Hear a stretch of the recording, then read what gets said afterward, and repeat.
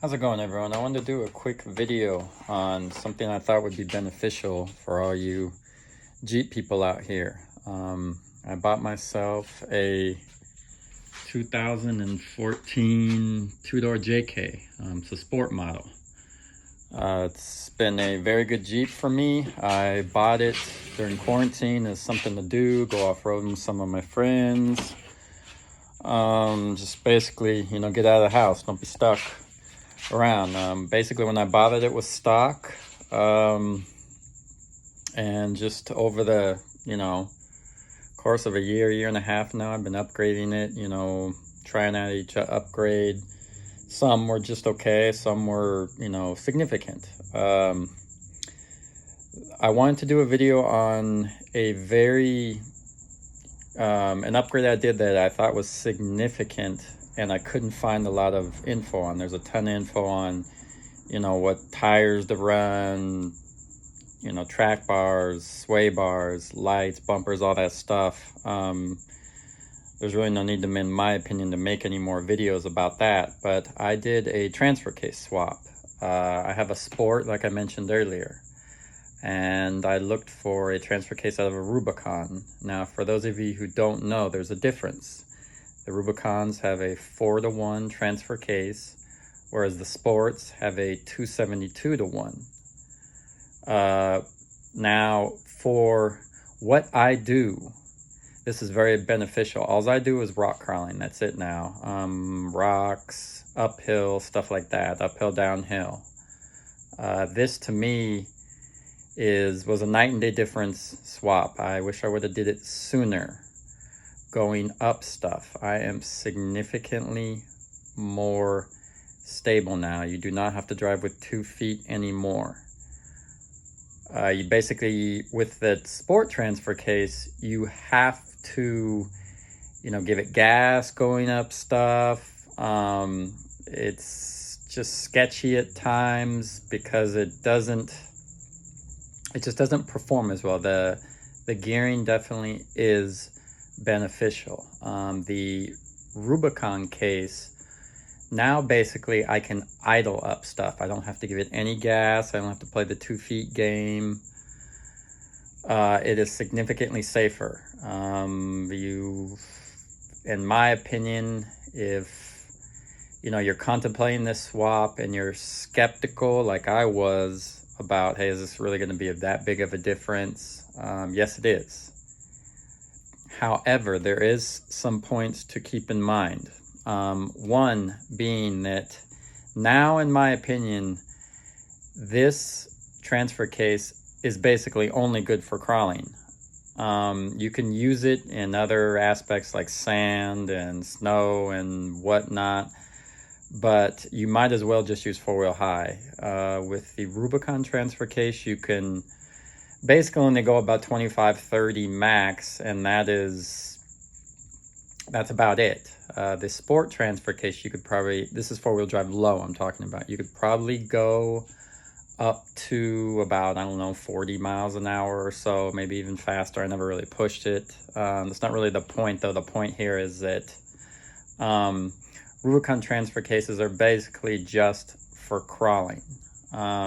Quick side note for you Rubicon owners who never, ever crawl, you almost might want to consider the Sport transfer case. You can pick those up for next to nothing now, a couple $100. I would, even consider that if all you ever do is sand dunes or overlanding and whatnot, and you never ever crawl, I would possibly consider the vice versa swap. Obviously, hold on to your Rubicon transfer case to see how it, treats you, but just something to keep in mind. Anyways, price. Obviously, we all know out there, if you want to spend $5,000-$6,000, you can buy a Atlas case. That's cool and all, and I'm sure it's got its benefits, but it's a little on the pricey side. It's 2022 right now. I believe it was about $1,700 on mine. They're going anywhere from as cheap as $1,200 to up to about $2,000.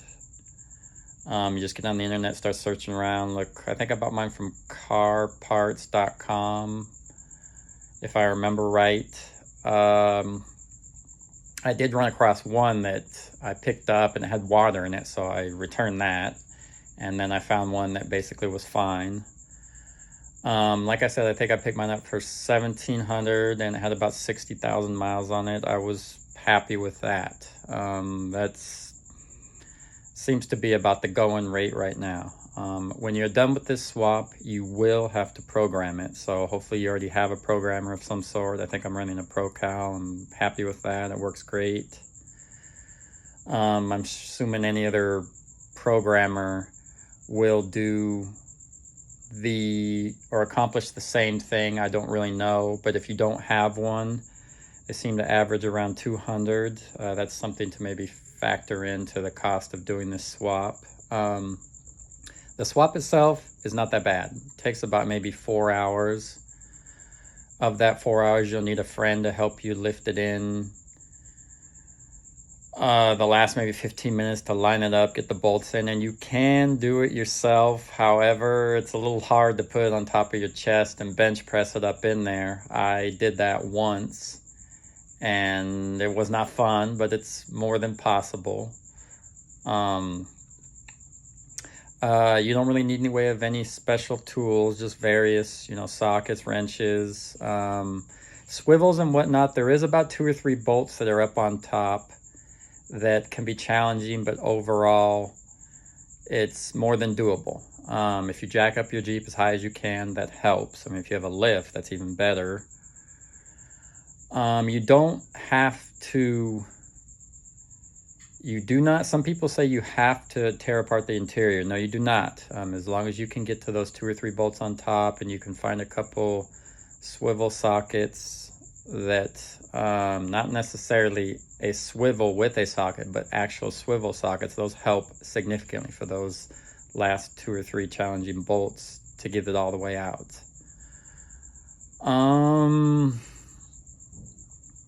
I'm running right now 410 gears with 35s, and overall, like I said, the performance is great. I'm really happy. I use 4-wheel high for basically everything else but crawling. Crawling now is just strictly 4-wheel drive low for me now. It also does help with the engine brake factor going down stuff. To me, hasn't been a super plus factor to me. It's been more the going up stuff. Like I said, the safety factor is night and day. It's significantly safer. There is a couple specifics on the case itself. Like I said, I have a Jeep JK and it's a 14. I believe you have to get the transfer case out of 2012 to 2018, and they have to be identical transmissions. You have to have, if you have a manual, then you have to look for a manual transfer case, and vice versa for the automatic. I had an automatic. Those are a little easier to find. The manuals can be challenging.